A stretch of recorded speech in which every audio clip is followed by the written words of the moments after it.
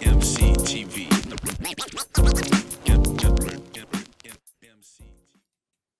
Yo, what's good? It's your boy, that motherfucker Steve, coming at you live from EmceeTV Studios in Des Moines, Iowa. Today, we got a very extra special guest.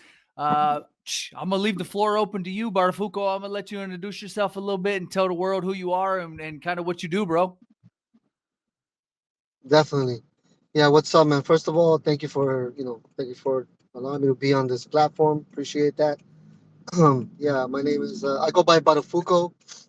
I was born in El Salvador, raised in Los Angeles, in Watts, Linwood.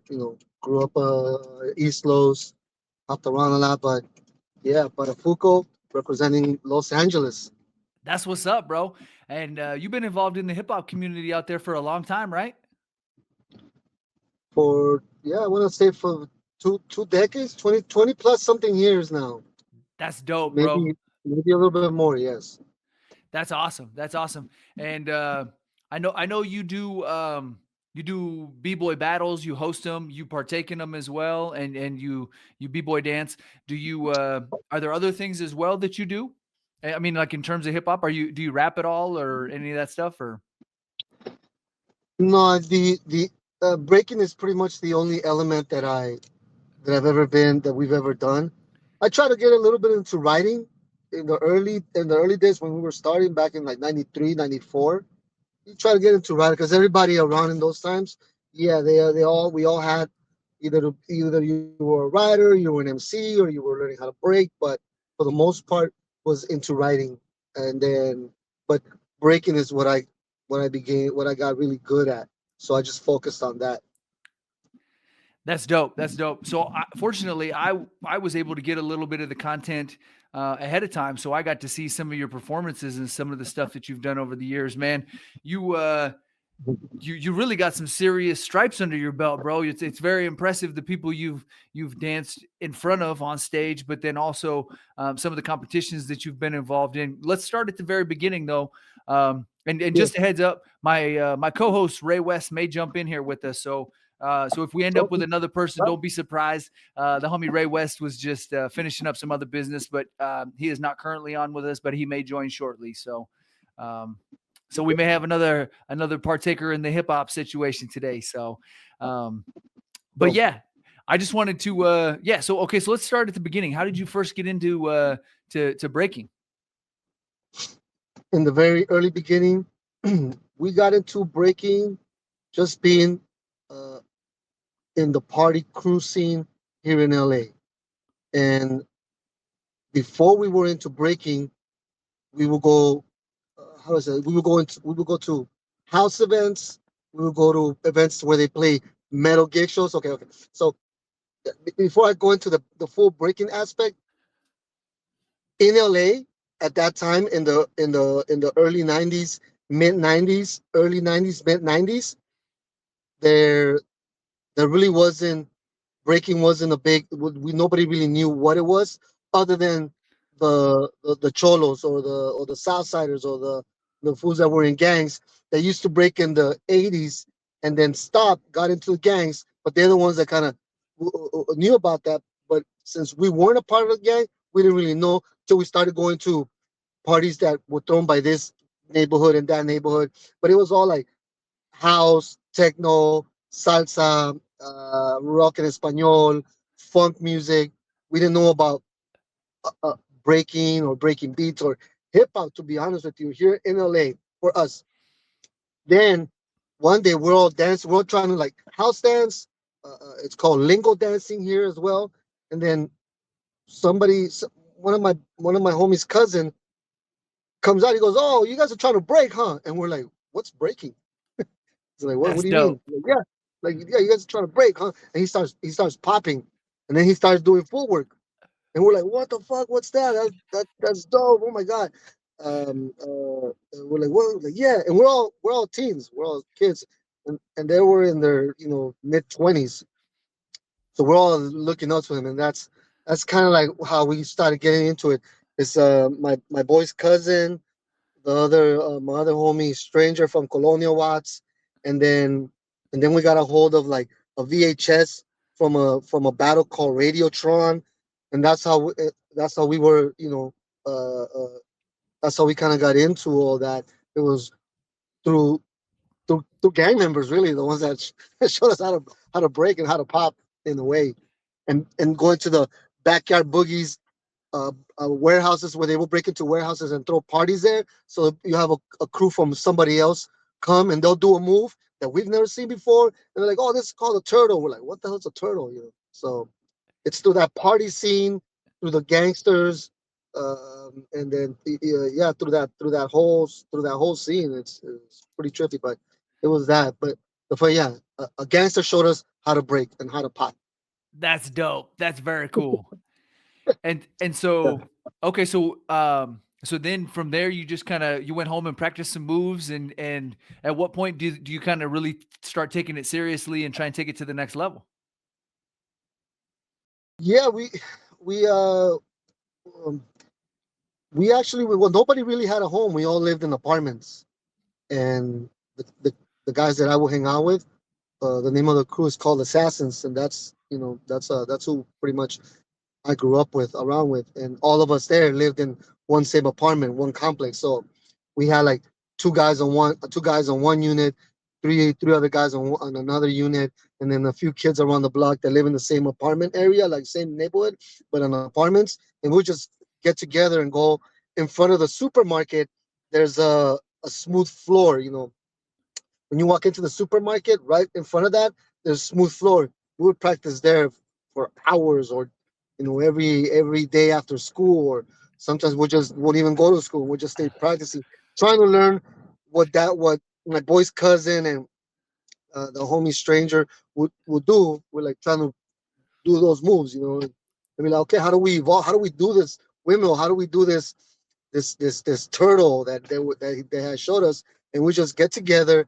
We're all in our teams, get together in front of that store, or sometimes in the garage in the back apartments, for just that'll be like our hangout, and we try to practice there for hours after school. Sometimes we wouldn't even go to school, or in the weekends for sure, or we'll go to a house party somewhere in Watts or Compton, and we'll throw our moves there and stuff like that. So yeah, we took that seriously. But after we found out what all those moves were, we all went. We Everybody was trying to be like, I'm gonna get that move first. No, I'm gonna get that move first. We didn't even know nothing about breaking because the internet doesn't exist.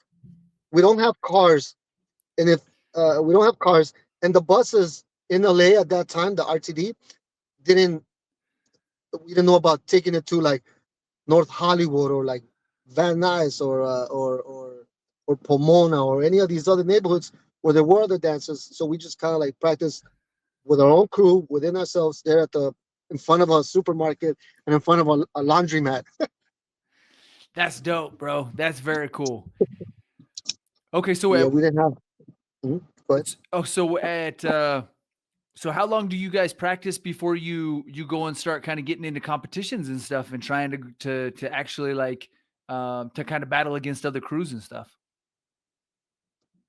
it took us years. It took us yeah, like I said, without the internet, we all had to figure it out within ourselves, and like somebody would see something, oh, do the move this way. So it took us a while. It took us a long time to put in work in all the house parties, going there, dancing, and then going back home and practicing. Took us a year, 2 years. Took us a while. I remember going to our first official hip hop battle was called Breakfest in '96, and I know that B-Boy Summit and Radiotron were already going on, and they already had a whole life of its own, and they had really dope B-Boys. But like I said, we're still teenagers in the hood. We didn't even know that any of this existed till we went to Breakfest as a crew there, and then after those events, after an event like that, then we really started taking flight and trying to get better faster. And we would be just nonstop practice, like 7 hours a day, sometimes 4 or 5 hours, a long time. Yeah, it was a long time, like 96, 97. Then 98 came around. That's when we were all getting pretty, like we were all getting really good with the competition. Our name, the crew Assassins, was getting up more, and we came out on Fox 11 when Fox 11 used to do these they used to do these they used to document the party scenes back in the days. I'll send you a link to that. Uh, yeah, so 96, 97, 98 will be like when we were actually okay. We can hold our own. Now it took us a while. That's We dope, had to put bro. in work. Yeah. Well, and I imagine like that's a pretty strenuous workout doing windmills. And I mean, that's tough on the body. You gotta build up that upper body strength and everything to be able to hold yourself upside down for that amount of time and whatnot. Yeah.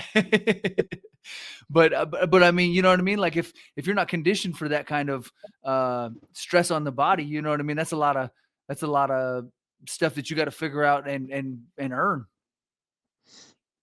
Yeah, it's not really. Yeah, it's not too many people last on it because it is very hard on the body. I believe that I'm probably the only one out of my whole crew, other than probably my brother, uh, that really do this. That I'm still dancing, or I can still get down, and I can still, I can still like, I can still hang with the kids, especially if I really put my mind into it. But yeah, it is very hard on the body, and it was very hard on the body. And we were a solid crew putting in work from the mid '90s to the early 2000s for sure. We got a solid little group of watchers. Everybody's watching right now, and Brandon Nuisance One just jumped in here. He said Barafuco. So you got a fan Shout club out out to here. Brandon. What's up, that nuisance? It's my brother right there, man. That's the broski. Hell yeah, that's awesome. Um, so okay, so yeah, bro, I'm impressed, man. That's awesome. That I mean, you guys were kind of some of the pioneers that originally started this in LA. You know what I mean? I mean, In a way, okay. So in when we were doing it in Watts, Linwood, Compton, Huntington Park, in a bit of South Central, in this area, we were pretty much the only ones doing it, or going to places and dancing and you know trying to do a footwork, trying to do a windmill, trying to do a power move in this area in those times. It was like we didn't breaking breaking as a or breaking and hip hop element, all the elements as a whole, we had no idea that that was even a thing. We're just used to like that cholo guy from that neighborhood taught us how to do this, and my boy's cousin, who's like an old punk rocker, showed us this, and that's all we had. So we were, and since we loved that so much and we enjoyed it so much, sometimes we would be left alone, but other gangs would be trying to fight each other, and they will leave us alone because those are the kids that like to break. Those are leave those fools alone. They like to pop, like to break. There's no problem with them, whatever. And we were like, oh, okay, dope. Like we get to survive. We get to survive the hood through dancing. And that's as cliche as it sounds, but breaking really did save a lot of our lives. Or in the hip hop and all the elements in the culture really did help a lot of us get out, not get into worse situations than we were already doing because we were still doing this. So yeah, we're not, I don't want to say pioneers, but we kept the flame going. We kept the flame going for sure. that's dope, bro. That's very cool. And I mean, just you're a little bit older than me, but not by much. And so, I'm thankful for the years that I've got to see hip hop blossom and get to grow from where it's at, and the little bit that I've contributed along the way by doing this Mhm. podcast and some of the music that we've done over the years. But you were on the front lines. I mean, you were definitely out there. You know what I mean? Like really taking different dance moves and spreading the movement of hip hop, and that's fucking awesome, bro. Yeah. Like I said, in LA, in Watts, in the early '90s, I'm only going to speak from when I remember it, what I remember, and going to junior high at Malcolm Middle School in Watts, and then going to Jordan High School, Jordan Downs in Watts. From that time to like quit school altogether in the mid '90s, it we were listening to funk music. We were breaking to rock en español. There was a lot of we would go to house events, and we would still break to house music. We didn't even know there was such thing as house dancing. We just break to house music, or we move whatever to however we could to that sound, not knowing that we were representing an element that was already of something part of something big in LA in those times. That's I'm dope. pretty fortunate. Yeah, that's very cool. So now that hip hop is as global as it is and is as massive as it is, how does that feel to have been with it all along the way and continuing to grow your craft and everything? I mean, that's got to be a pretty cool experience. I trip out on it sometimes. I trip out on it sometimes when I sit down and I think about how many lives I've lived throughout the whole time till now, and seeing where it is now, and just being like, wow, I was a part of that. I was there. I was literally there for the birth of for the for the rebirth of that, because from when I talk to my elders who were still breaking or who were a part of it in the 80s or in the 70s 80s to like when it kind of slowed down in the mid 80s. When I talk to them, I think about that too, and they tell me like, well, yeah, it's dope that you got to witness that, and it's a trip to see that. But from my perspective, to see where it's at now, usually I can see some of the influences that we had on a lot of the culture, a lot of the world, and we have members in other parts of the planet as well. And it is a trippy thing to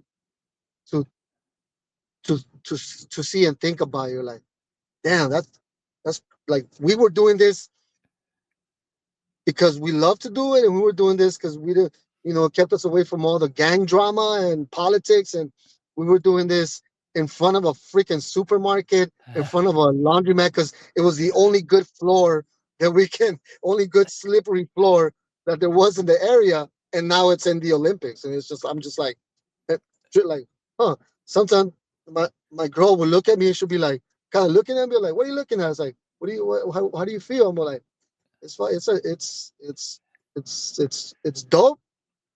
Uh, I'm I'm happy that I was a part of all that and be able to be here and witness that, and but be a part of that life from before, of putting all that work and all those years and all those travels, and and just doing something that you don't think that this is what that's gonna amount to, all this and all the stuff I did with it.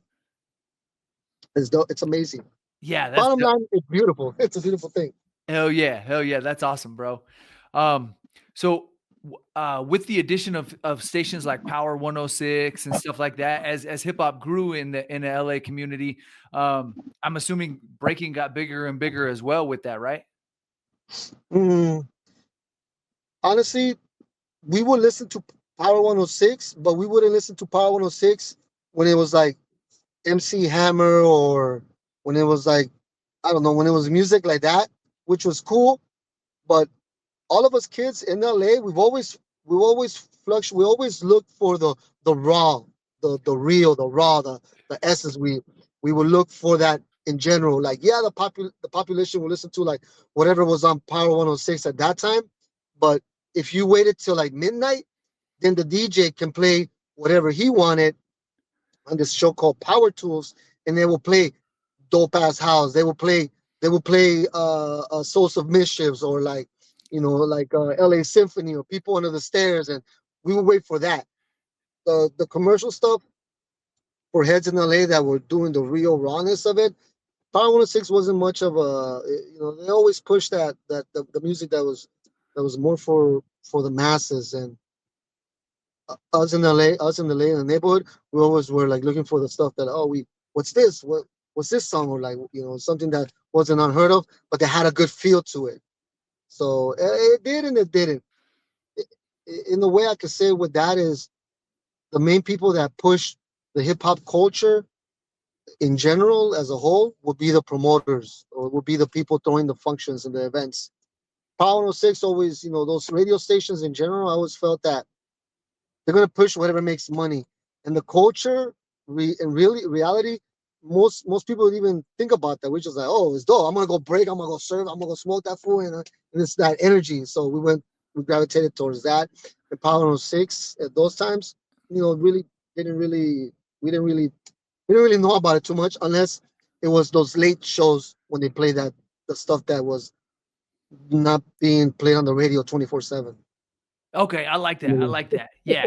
The more obscure hip hop or the true people that were more true to the art instead of the more commercialized stuff.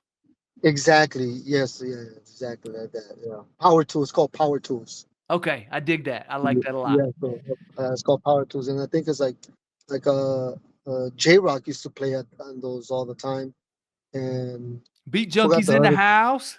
Yeah. Yeah. Like I think it was. I think it was in there. I think he would play power tools, and then there'll be other house DJs that will go there and play power tools. So it's just it'll be a bunch of music that you wouldn't that they were allowed to play for free, but it was after 12. So from 12 to 2 or 3, we were all on the with our boombox recording that music. So in a way they would allow that, but you have to wait till later. We always had to go looking for the right sound to what we did, for the realness of what we did. That's dope. So so you've been a student of the hip hop game for a long minute, man. Who are some of the For a while. crews, and since we're talking LA hip hop, who are some of the crews that you have seen come up along the way? I mean, I'm sure a lot of these dudes are probably legendary at this point in time. You know what I mean? But yeah, we kind of touched on Beat Junkies a little bit earlier, talking about J Rock. Mhm, mhm. But who in addition to them, who else have you worked with along the way or seen just come up in the LA scene? In the LA scene, in the LA scene is another crew that I definitely have to give a shout out to is LA Breakers.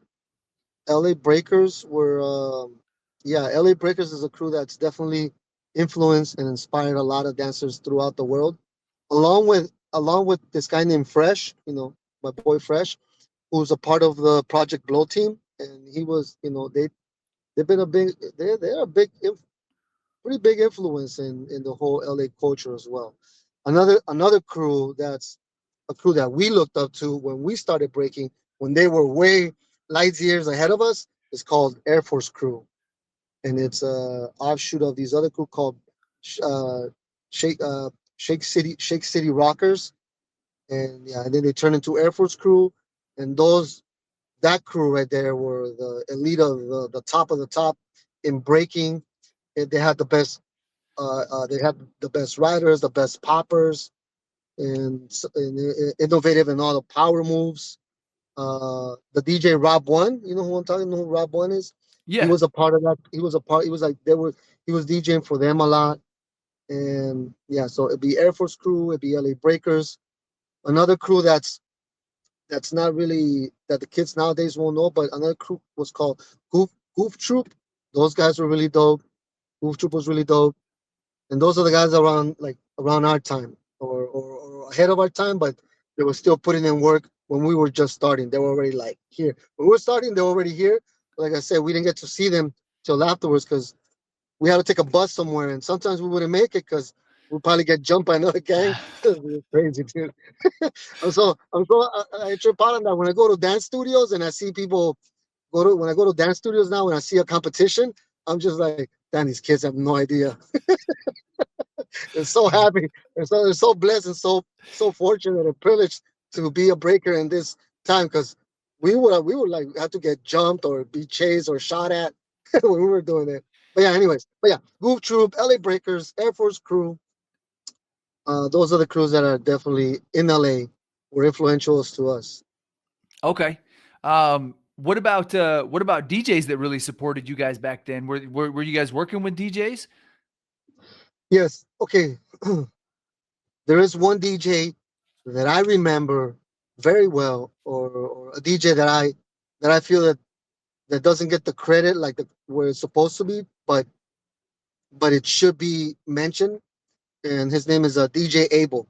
So DJ Abel will be a DJ that we will go to a open practice place at a church or some community center or some rec community center, and he'll be the one spinning breaks or bringing in new like this new funk band that he found, and or like, oh Abel, what's that? What are you playing? And he was the one that was like bringing in heaters, or he'll be the one to know how to spin for b-boys. Abel definitely needs his flowers. He's the first one that we would be like, oh, what the fuck? There's a DJ that spins this stuff. That's dope. Okay, the homie Big Ray West just joined us. So Ray, I appreciate you jumping on with us real quick. We in here with Big Ray West, Barafuco, and we're talking b-boy breaking, and we're really getting into it. He's kind of going over the LA breaking scene, and he was talking about DJ Abel. It's funny you said that because Nuisance just hit me with a text, and he said definitely shout out DJ Abel. So that's you guys were linking up on the same line with that. Yes, yes. Yeah, But DJ hell Abel yeah. was the one that would play funk music before we knew what funk music. We were dancing to Metro, like the Metro sound, the Egyptian lover type of sound when we started breaking. But Abel was the one that would bring in like I know about Nina Simone because of DJ Abel. I know about this certain break from this punk psychedelic band because of DJ Abel. But he would turn that into a way where you can break to it, where there was a beat that was dope and all that. So for us, was DJ Abel the one that that was for us there? Yeah, That's in the dope. beginning. That's very cool, bro. Hell yes. My apologies for being late. Nice to link up with you. Nah, man, no problem. You good? Heck yeah. Hell yeah. Absolutely. So when you're putting together a routine to go and dance in a competition, do you get to? I'm assuming you get to pick your own music for your breaking set. When you go into a battle, like an organized battle, Yeah. no, it's whatever the DJ, whatever like whatever the DJ throws your way, and the DJ usually whoever's on those turntables needs to know what the dancer is feeling, or just go on the realms of like if he's gonna throw like there's a Wu-Tang beat, then he can throw a boot camp click sound, or he can throw a dope ass Nas track, or he can go into like some Nina Simone funk or some James Brown funk. It's up to the DJ to whatever the DJ plays. You better rock to that. You gotta rock to that. Uh, if it's dope, if the music is dope and the DJ knows how to mix that well, and the track is dope, and it's also a track that you've never heard of, and he just freaked it, then you better go off on that. So yeah, it's up to the DJ. The DJ dictates the way you're what you're gonna do, really. Okay, that's dope. That's dope. So was y'all just doing this shit for like street respect, or was y'all gambling, getting money, or you know what I'm saying? No, well, we're like I said, we're teenagers. We're teenagers. We're in the hood. We started a party crew, and we just didn't want to be. We didn't want anything to do with like the gang politics or the gang drama, which we had a lot of in our neighborhood. And we were like, "Yo, I want to break. I want to do this, whatever this is." Which is what I was telling him that we learned some of the moves from somebody from a neighborhood in Watts, somebody from a neighborhood in South Central, the ones that showed us like, oh, you guys are trying to break. We learned from them, and we did it mainly because we really enjoyed doing that. We really have fun coming together after school, being teenagers in the neighborhood, just trying to figure out these dances and what we were doing. It was just dope hangout spot for all of us to get at, and yeah, it was mainly for we really enjoy and love doing that, learning what breaking was, because we didn't really know what breaking was. We didn't even know that there was other elements to that. We just knew that this was dope and this is what we wanted to do. That's So sick. it's safe to say that then it was like something to get away from, like you said, the violence and all the gang politics. You know what I'm saying? Something to keep the peace and stay constructive. It did, and like I was telling him, as cliche as it sounds, but breaking really did save my life. It helped out, and now I can't speak for my other homies and the fools I grew up with, but they're here now and they're still doing their thing, and most of them, a lot of them made it out. So the ones that were dancing and breaking, and they're not doing that no more, not like me, but they're doing something that's good for them. They're still out there. So it Hell was me. yeah, Yeah, it was definitely something positive for sure. that's beautiful. I definitely want to take a moment and touch on some of your accolades, bro, because you've been, in our private conversation before we jumped on here, you kind of put me up on game in terms of a lot of the people that you've been fortunate to work with over the years. Yeah. You know what I mean? Like I definitely saw the footage of you rocking on stage with KRS-One. Can we talk about some of the dope different MCs that you've been able to collaborate with over the years? And as for MCs that I've worked with or that I've been able to dance on stage with or rock music videos with, It's uh, a lot because not only not only was I breaking and competing and going to battles and ciphers and all that, but I was also promoting these events at the same time. So I was able to, as a promoter, be able to talk to them through that promoter world and be like, I'm a b-boy too. Oh, you are? Oh, that's dope. And then also I was going to New York a lot. I was going to Miami. I was going to Chicago. I was traveling already, and I was seeing them as they were coming up themselves. So when they get big, except for KRS One has always been huge, but other MCs or other groups, I was there as well as a b-boy and a promoter, seeing them. So they will be like, "Oh, yo, get on stage, rock a set, do this." That's how I'm able to get in that world where I'm able to work with those artists, like That's like Guru, and all that. And Guru, that Guru set that I did was really through a friend. His name is Jimmy, and he runs a media firm, a marketing media firm that works with big labels now. But it's because of him taking me to Colorado to go promote stuff that he had going on. I was able to see Guru there, and Guru goes, "Yo!" I was like, "Oh shit, what's up?" And that's how that show happens, and that's how normally everything that I ever happened was through the promoting game, really. that's dope.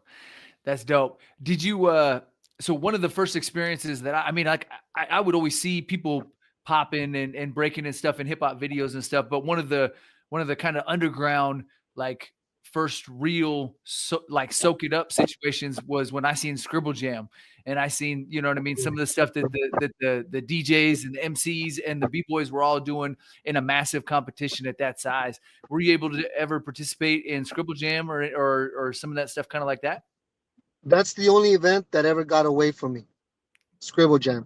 But I was doing there was another event called Burn Unit in ATL in Atlanta. It Uh-huh. was called Burn Unit, and the other event was B-Boy Masters Pro Am in Miami. And I would go to all the Zulu anniversaries up in New York, and I would go to all the shows that were happening in New York. I would go to that, but the Scribble Jam is the only one that I missed out. Not because I was doing something else somewhere else. So when that came about, I could never make those in, and and they never really promoted Scribble Jam in LA, so we probably didn't even know about it at the time as well, So yeah, so we didn't. That's the only one that I missed out on. But shows like that were done. Like I did go to all the ones in New York, the Zulu Anniversary, all the Element shows. Um, uh, what else? It was called the Fifth Element in New York, and then like I said, all the Zulu stuff. And then in Miami, there's another event called B-Boy Masters Pro Am, and those are other shows that were like Scribble Jam, but I mean maybe not as crazy big, but just like that. So I will go to all those for sure. So That's are these dope. just like competitions? Like was there prizes, or is this all just for fun and bragging rights? Yeah, bragging rights and a trophy, and yeah, trophy. I don't think there was cash back then. It was just mainly Yeah. just they will focus more on the b-boy battle aspect of it, Yes, but sir. because the promoters were old school writers, or their brother was a dope graph head, they would have that element, or he would bring in Bambata go to do a panel, or he would bring in Cool Herc to spin for the b-boys. So we would have that at those events, but it would be mainly catering to the b-boy element for competition, to get a trophy, or just to go smoke fools over there in Miami or whatever, just to go roast people. Yeah. Bro, that's so hard. Just to be in that vibe. It's just like, yeah, like, oh yeah, I'm going to Miami. I'm gonna get, I'm gonna represent, LA style and all that. But Yeah. obviously, it ended up being more a learning experience for me about hip hop culture as a community, and a positive and love and knowledge and respect towards one fundamental thing, which was breaking. Which, instead of me going there like, yeah, LA, I'm gonna represent, and it'll be like, damn, this is family, this is dope. These guys are dope. Like their Yeah. style is they're breaking to salsa, and they didn't even know you can do that. Like, so it's Yeah. dope. A Yeah, mutual respect. a mutual, huge. So how active is breaking on the scene in LA today? And do you feel like the youth are involved or interested in that type of thing still. It's it's let's see, that's a good one. How active? Yeah, we're still pretty active. We're still pretty active. There's a crew right now. They're called Concrete All Stars. I like what they're doing. They're putting really dope b-boy events. They're really raw. They're raunchy. They remind their events remind me of how I grew up. So whatever kid goes there, what I see now really is the the, the the people that are my age that have kids, they're bringing their kids to those events Yeah, and they're getting them experience that.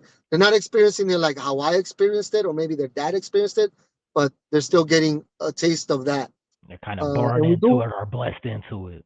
yeah, but kids like that are going to junior high now or in high school, not so much. They're into the whole new whatever. I don't know, They but into their it's phone. but yeah, yeah, it's yeah, because I'm literally I still live right next to Watts. I'm in Huntington Park now, but I live right next to Watts.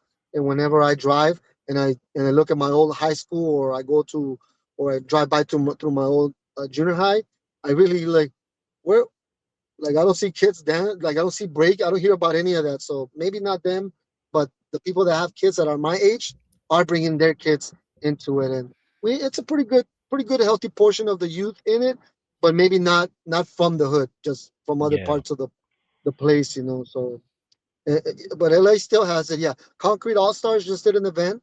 That was dope. We just had the Vans is sponsoring another event called In the Circle, and that just happened down at Thunder Studio in Long Beach. And the next day, Fuji Films does an event called Undisputed, which is I think it's from London. They just did an event there, and we have pretty yeah it's good. I think it'd be better. This is why I'm doing my event, but other than that, I can't complain. It's pretty good. You know, it's all right. Yes. All Let's right, talk. then go Let's ahead. I talk a got little one bit. more thing. I Oh, got go one more ahead. Go thing. ahead. My Go ahead. bad. Okay. So I might be tardy on this info. Where is the mecca of breaking? You know what I'm saying? Like, where's the homeland? Where would you say? Of breaking. Yeah. Hmm. Well, you have to give shine, to New York and to the Yeah. Bronx and to Brooklyn and to all the boroughs there in New York. But also Chicago was never left behind. Okay. Miami always kind of held it down.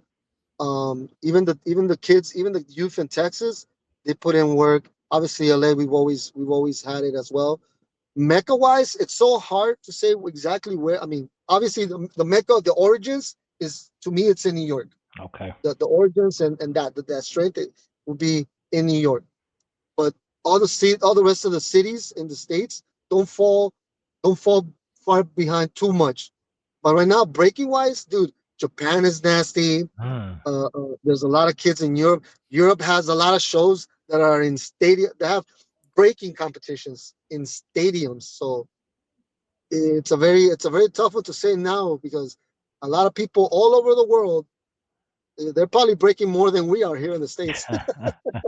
Well, and I think with big companies like Red Bull and some of those companies that have got involved and kind of done massive events, I think that probably has helped bring it to an international level a little more. You know what I mean? Yeah, well, the promoters in Europe or the promoters in Japan, for some reason, they've always had more support from the state and the city and their district than we've had here in LA.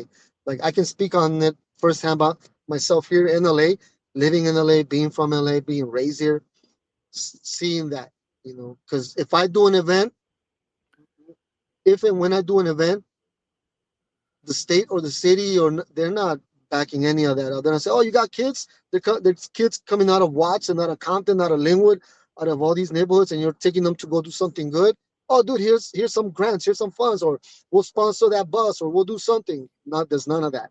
It's like it's either out of your own pocket, or even like somebody that has a little bit more influence, like my brother Jimmy, who's helped me out with my last event. It's independent stuff. It's people that really have love for it. Like we really have to have love to do this, to be able to make something like that happen, because the city and the state, they they're like, we don't care. Like it feels that way, you know. And I've been kicked out of the park for dancing, for having a boombox, bringing my linoleum. This is like in the late '90s, for bringing my boombox, linoleum, and holding a practice at Southgate Park, having a practice there after school or on Saturdays with the kids from the neighborhood, where I would teach, the basics and foundation. I've been kicked out of that park from the. I've been kicked out of that park directly from the city of that place. That's a shame, Like, man. You're And trying what to. the was their order, reasoning? huh? What was their reasoning? They think we're a gang. Oh yeah, too many darker skinned people together, huh? Yeah, I think so. Yeah, because I did have a few kids from Watts and a few kids. Yeah, I did. Hmm. I had a few kids from there. I had a few. Yeah, yeah, exactly. I think they just thought we're a gang. We thought we're up to no good. We're making trouble. And little do they know, it's like, no, we're keeping these kids out of that. Like, we're staying away Right, from that. I could be right. right now with so and so doing dirt, busting a mission, but instead I'm right here at the park dancing, and they see it as a threat, or we're a gang, or there's gonna be problems, and we're like, all right. Yep. And they did. They came with a letter. The park ranger came with a letter and kicked us out. Man, Yeah, but what about the Rangers, Yogi? Mhm. that's tough to hear, man, because you're out here trying to speak and promote the positive message of hip hop, and you know what I mean. People are getting in the way of that. That's unfortunate. Yeah, yeah. But like I said, well, also maybe the city and those people that are in the city don't know any better either. Because they might work, they might work at City Hall. Doesn't mean that they live there. They might live in Azusa. They might live in like Simi Valley, or like somewhere nice. Just come work there. They don't know any better because they're not in the community. It's not like their own people living there, right? So I can't be too hard on it. But also, yeah, we don't have that full support. Are places like Like, Venice Beach more receptive to stuff like that because they have so many different performers and you know what I mean? Like it's kind of a more open spot for stuff like that. it is probably like the last stronghold that we have as a free artist or an entertainer, or it's probably one of the last places. But depending on the officer of that day, whoever's in charge that day, depending on them, then they can be like, that's it, you're done today. Or if it's somebody that don't care, they'll be like, oh, that's dope. It really depends. But it is the last place where you can still do it in Santa Monica or on the pier. They still allow a few places like that. Yes, there's a few spots, not that many, but a few spots. I think that it's funny because breaking, like, yeah, obviously breaking and the culture and all these elements, were created in New York, but then brought to Chicago, Miami, and LA quick. I think when people see it here, that they just don't care, or I don't have no. It's strange. It's a bit strange because we get a lot of love from all the tourists, from all the people from all over the other parts of the planet. Yeah, every time I go to LA, you know what I mean, I always try and hit up Venice Beach and Santa Monica and stuff like that and check out the street performers, and I always see some of the most impressive stuff. But yeah, I mean, there's usually a collection of people doing the exact same thing that I'm doing and you know what I mean, peeping out the scene and trying to see what's going down. And that's cool to see that, but you don't see as many locals, you know what I mean, unless they're there with a friend from out of town or whatever. Exactly. Yeah. So we've uh, this is another event called B-Boy Summit. They got shut down by the city by the police there. They got shut down, and like, stuff like that happens. It happens quite a lot. Like, some venues won't want to use you if they know that you have breaking there, because they're like, oh, well, then there's graffiti here, and then you're bringing, like, let's say they throw so many things at you. You're like, what the hell? Like, We don't it's want it's those boogie woogie problems. like, there's a lot of that. But anyways, so, it's for the saying where the mecca of breaking is. Now it's so big. It's bigger than before. A lot of countries are doing big things for for breaking and in the culture and all the elements really. Who are some of the MCs that you like to break to? I know that you kind of listed Nas and some people earlier, but like if you were putting together a playlist and you was just gonna go get down in the park somewhere, like who are some MCs that you would have on your list? So when we started playing music, we'll play a lot of Gangstar. We'll definitely play Nas tracks. We will play some tracks from Living Legends, Project Blow. I mean, sorry, from Living Legends, from Freestyle Fellowship. A lot of dudes from Project Blow. The guys, the Visionaries, they always have music that we always got down to.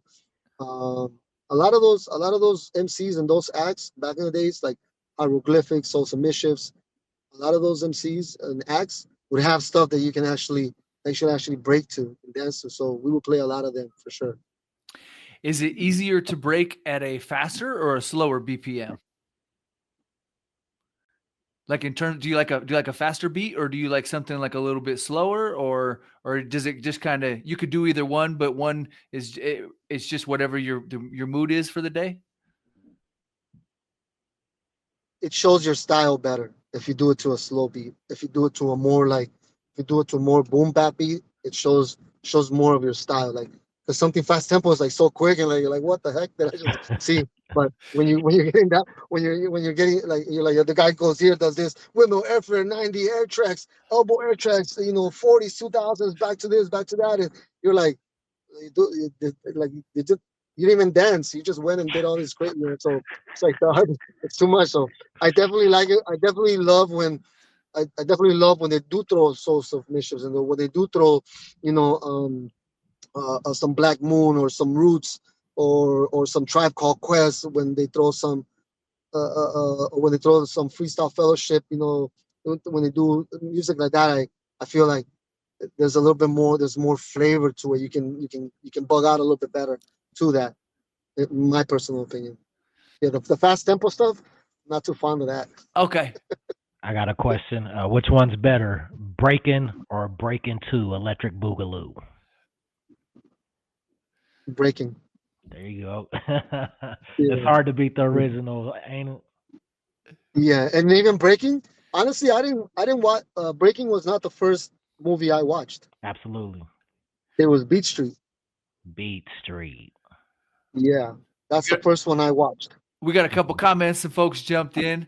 Tisha Bitch said he's talking right now. They definitely digging what you saying, bro. So respect on that. The homie Heath Hanslick jumped in here. He said MC Squeezeballs in the house. And That's right.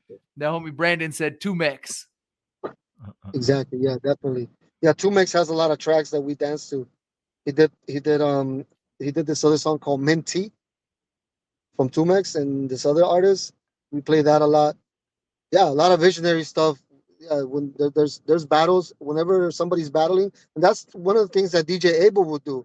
DJ Abel would make you like would bring out these songs that you never thought you can dance to, put it in a certain way where you could get down to all that, you know.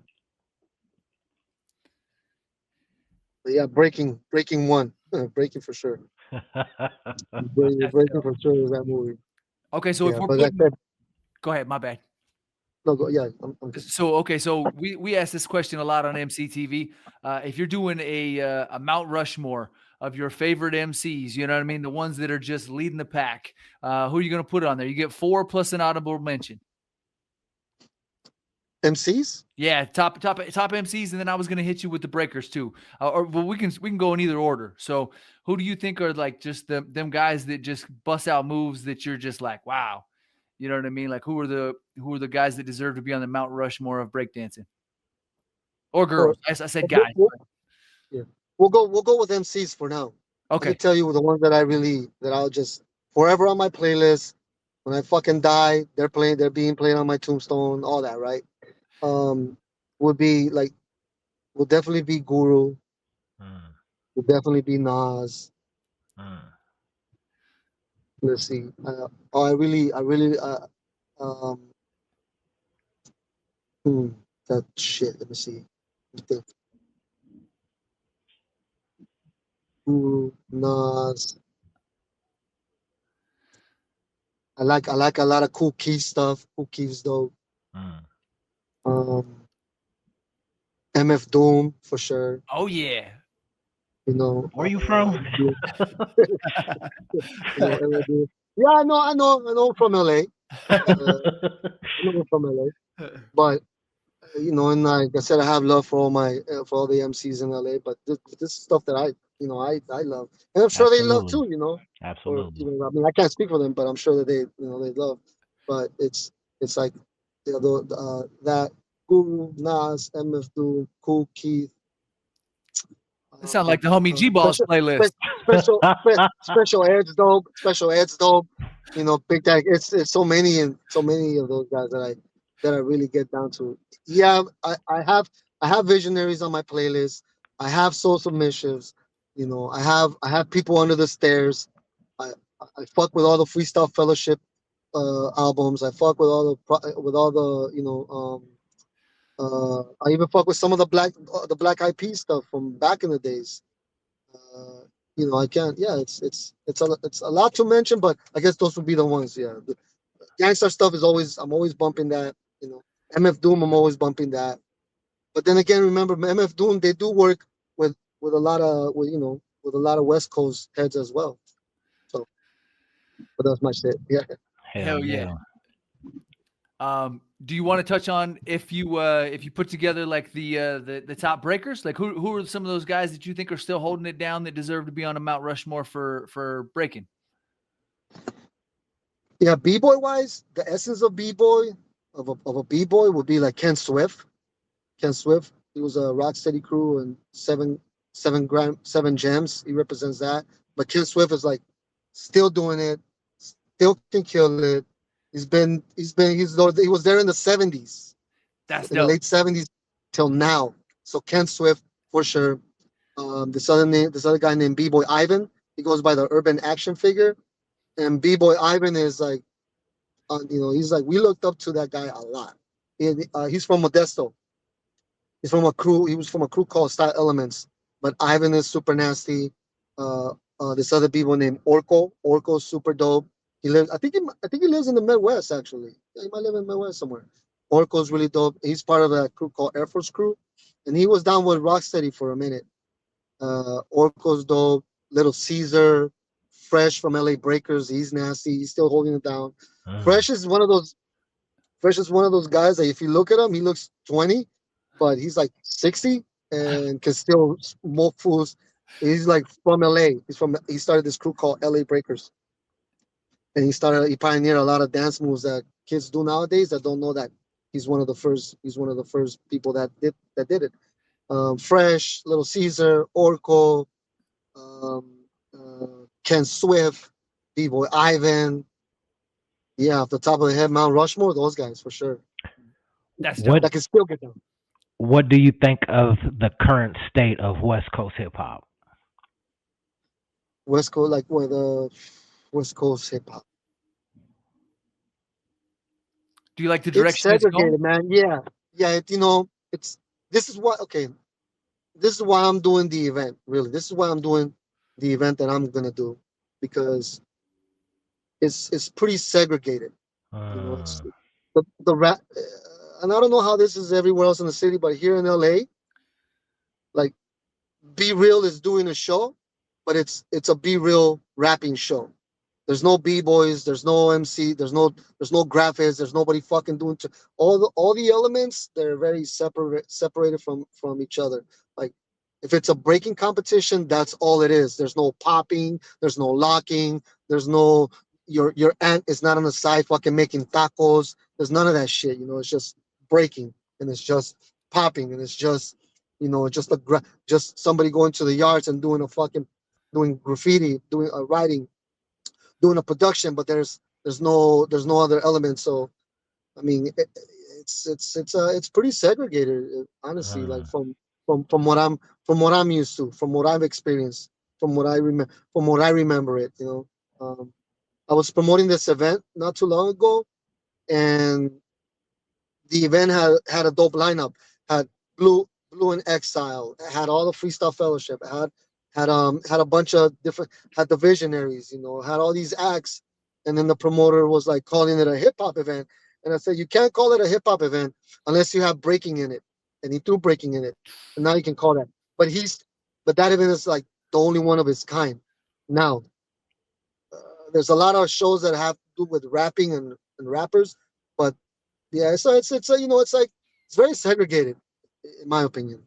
I think in my experience, the only one that I saw that really picked up after Scribble Jam went away, because Scribble Jam was the biggest one in the Midwest that we had at Yeah, that point in time. I think the only one that I saw that really picked up was the one that the guys from Rhyme Sayers in Minneapolis started throwing, and they were doing sound set for a lot of years. soundtrack, yeah, Yep, yeah. yep. And then they would have Sway from Sway in the Morning come out and host it, and they would really put on for hip hop with DJs and breakers and graph artists and all of that. And they kind of tried to pick up where Scribble Jam was at, but they knew that a lot of people you couldn't draw a lot of people in for that, unfortunately. You know what I mean? You could get hardcore people like us that loved hip hop, but Yeah. in order to pay the bills, you had to put a 2 Chains or somebody on the lineup so you could sell So, those tickets, so you could bring people yeah. in. And so that's what they, you know what I mean? They took basically what they learned from performing at Scribble Jam, and they took that and went to the next level with it, and they added massive performers from the mainstream basically Mhm. to try and fill the stands. But it worked There for a was lot of another, years. yeah, for Sunset. That's like I said, the Sunset stuff I missed out on. But there's other promoter named Cross One. He does this thing called Freestyle Session. Yeah, and I think he did. We would do something there. I think he's the one that curated the B boy segment for that. Over here in LA, we had this thing called Rock the Bells, which I was a part of, which I helped promote, which I worked with that company for a while, and we and he and that event had all the elements, and we were doing pretty good for being an underground event, or I fucking hate doing that, but for being not a mainstream act, uh, that we were killing it because we would be very aggressive with the promotions. So even if you didn't know the act, you're gonna know about the act because I was there promoting that shit hard. Like I promote like if I'm a writer, like if I'm tagging, if I'm going everywhere. So we did pretty good with that show. That was another one. Before that one in LA, we had the night hip hop stole Christmas, That's dope. and that one had like that was like Black Alicious and a bunch of West Coast cats, West Coast heads in that event. Um, yeah, but yeah, that's there's not really much, not really much, not really too many events that cater to the elements because it's money, right? Like just takes money. I don't know. It just doesn't make. I don't know. It's the real essence of the culture. You can't make crazy money off of that. Yeah. Yeah, it's unfortunate that that you have to have somebody affiliated on a major label in order to draw in a crowd. You know what I mean? People don't you don't get the same reaction to true hip hop. You know what I mean? To just a bunch of breakers and graph artists and people really showing love for the sport. Yeah, yeah. The kids the kids want to listen to this shit and they want that and they'll pay money for that. And that's. But it's also like that's why I'm doing this event as well. Because I'm gonna push that. I'm gonna bring in that. I'm gonna do whatever it takes to make that happen. To make to show that to somebody somehow. Because you won't just see breaking, but you're gonna see Medusa on stage, as well. And I'm gonna have writers, and I'm gonna have try to have that environment that was been passed to us from our fathers. Hell yeah. What about Rhyme Fest in LA? That one kind of embraces some of the elements of hip hop and really puts on for it, right? Yeah, that's the event I was talking about. Okay, okay, that's what I Ramfest. thought. Yeah. Yeah, yeah, that's the event I was talking about. Yeah, that's the one where I told the promoter. I said, you can't call it a hip hop event if you're not gonna have breaking. You can call it a rapping event or a graph event.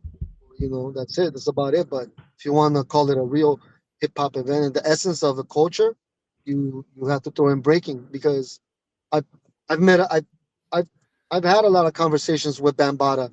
I've been to a lot of panels with Cool Herc, or I've been to where like uh DJ Hollywood or Love Bug or a Busy Bees band that I have conversations with them. I've talked to these guys that were there from the beginning. I've had conversations with them. So when I speak about this, I have a sense of knowing what I'm talking about. So yeah, so I can be like, you can call it a hip hop event, but you have to add all these elements and also somehow bring in the community because that's what it really is. Hell yeah. Um, so I'm slacking in the comments here a little bit. We got my man Frank Mank Washington up in here. Frank is always coming on EmceeTV and supporting us. So shout out to Frank Mank. Heather Sparkle Surprise jumped in here. She's watching with us. She's a frequent flyer, so appreciate you showing up, Heather. We got a question for you. They said, when is the event that you're promoting? Can you tell us a little bit more about it? Yeah, it's October 26th. It's called Iron Man Jam, and it's October 26th. It's called Iron Man Jam, and it's in LA, in downtown LA, by the Arts District, by Little Tokyo on Alameda and Fifth, and the the warehouse is owned by this guy named Anger from CBS, and it's like a graph supply spot as well. It's a dope studio, and it's a one-on-one b-boy battle, but each b-boy has 3 rounds each, and it's footwork first, power move second, and then you can do whatever you want on the third round. You can go all out, go for the gusto, and it's inspired by that triathlon, which is biking, swimming, running. That's So dope. it's like Iron Man, but I call it Iron Man Jam because we're gonna add the hip hop twist to it, the hip hop essence of it. And there'll be I'm gonna have graph hits, I'm gonna have painting, I'm gonna have I'm gonna have somebody. I might have nuisance spit a verse or rhyme there as well.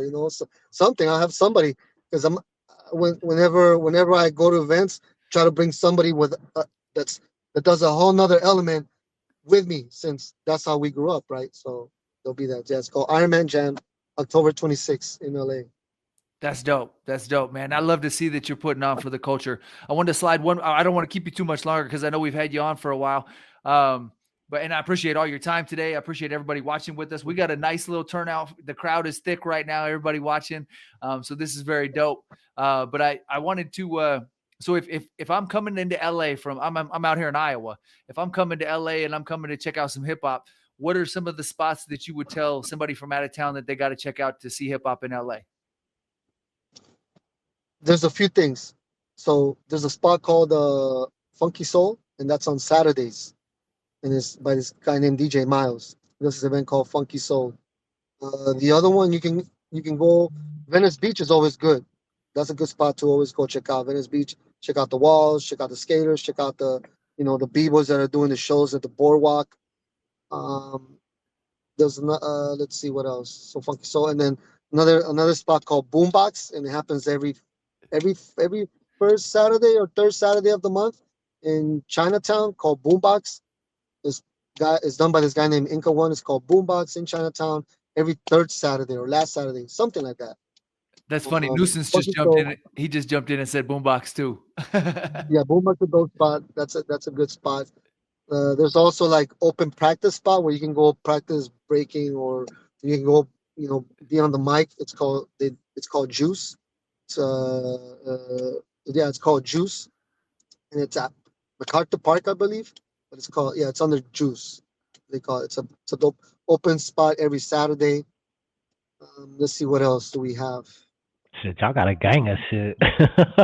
Yeah, yeah. Shit, On we need Saturday that like morning. that in Des Moines. Shit, we ain't got nothing but 2 or 3 venues we could do hip hop at. Period. Oh, really? Oh, shit. Well, I'll come out there, man, and we'll throw shows out there. Hell Yeah, yeah. let's get to it. Then I mean, this is not hip hop, but I feel like this is a part of the culture and the essence because it's raw and it's underground. It's called Respect, and it's a drum and bass spot, and it's jungle. But they'll be throwing, they throw hip hop shit in there all the time as well. It's called Respect. That's a good spot, and it's on Thursdays. Okay, dope. Oh, Nuisance. sorry, Mondays, Motown on Mondays in Silver Lake. Motown on Mondays. Damn, you Yeah, could hit a that different spot each day of the week. Yeah. every day you have so you fucking you won't get bored. You fight every day. Monday, Motown on Mondays. Tuesdays there's a open practice spot in Long Beach called Homeland. On Wednesdays, I don't know if they still have it, but it was called Dub Club, and it was a reggae spot, full reggae spot. And then Thursday is at Respect. Fridays there's usually like some concert with some MC or somebody rapping at the Novo or downtown. You can always look at that or catch one on Pico and Wilshire. There's always like MC open cipher battles as well on Friday, and then Saturday it goes on and so forth. And sometimes Stone's Throw does a thing on Sundays. I forgot the name of it, but they do stuff too. And Nuisance added a couple on here. He said Milk Crate Mondays and Airplane Mode. Milk and yeah, that one too as well. Exactly. Yep. It's a lot. Yeah. Awesome as fuck, dog. Shit, I need to move out there, man. Shit, we don't got no opportunities out here. We got us a dope little bucket list. We're gonna have to go out there and kick it with Barafuco and hit up some of these clubs, man. You know what I mean? All right, put our own tour together. Go out there for a week and just do a tour Monday through Friday, Monday through Saturday. Yo, yeah, come, get you guys jump on board on whatever you guys want to do on any other shows. Talk to promoters, get it going, and we'll do vice versa. We'll go to Des Moines and bring heads out there.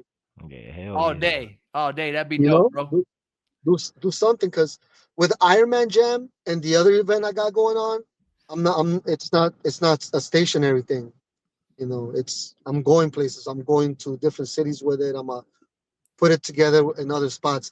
Like, get the MC that's in that neighborhood involved. Get the rider in that neighborhood involved. Get all the who's ever DJing there involved, and get get get that community involved. But also bring heads from here over there, or somebody from that's closer to that city. Something like that.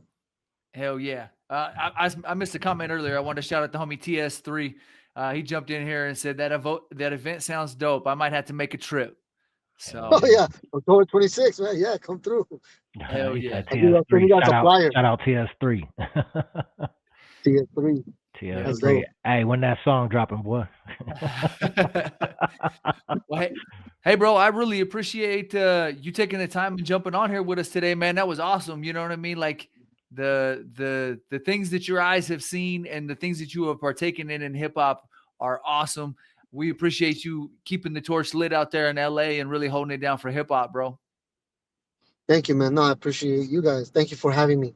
Hell yeah. We went live on Facebook, but we recorded it. So we're going to drop this on YouTube and we're going to cut up some snippets and we'll blast it out to the internet and really try and put on for hip hop as much as we can through EmceeTV, the podcast, and everything we got going on. So Yeah, send it over, and I'll promote it out here, and I'll get you come out here. Come out. You guys will be my guests. hell yeah. Take you guys to all the spots, and you guys can network, chop it up, see all the art. See, come to LA, and I'll take care of you guys for sure. Hell yeah, bro. And we'll come out there for the event. Definitely come. I'll send you links to all the stuff we did in the mid '90s for like in the party crew scene era days, and then some like LA documentary stuffs as well, and the info to both of the shows I'm doing that day. Okay, yeah, that'd be dope, bro. I appreciate it. Hell yeah. All right, man. I appreciate your time. I appreciate everybody watching today. TS3 jumped in here one more time. He said, album is going nice, shooting early next year, bro. He said, might need you for a video, thinking about our song, a single. Hey, I'm with it, Cuddy. Hey, I'm just one call away.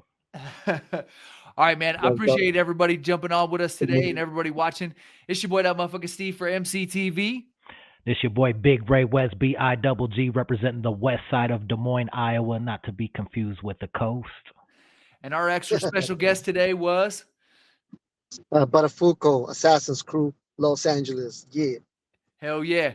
All right. Until next time, we out. Been known to snatch a piece or two. Y'all can't take over cause we gon' eat the you. Rock steady like a ginger brought Aretha through.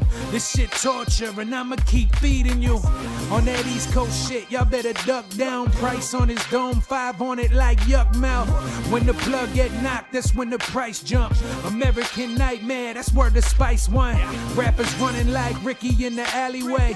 Putting an end to the week, no Saturday. They want static, get it shaking like Cassius Clay. Passionate thugs mixing Douce with Alizé. Don't play with us, them moves ain't got you safe enough. Yelling fuck 'em like Smokey off the angel dust. My life so real, sounds like I made it up. Been up so long, I don't remember waking up. Dangerous, sharper than a razor's touch. We hit that strip and get the caking up. God hate ugly, so ain't no saving us. Been up so long, I don't remember waking up. Big balls don't take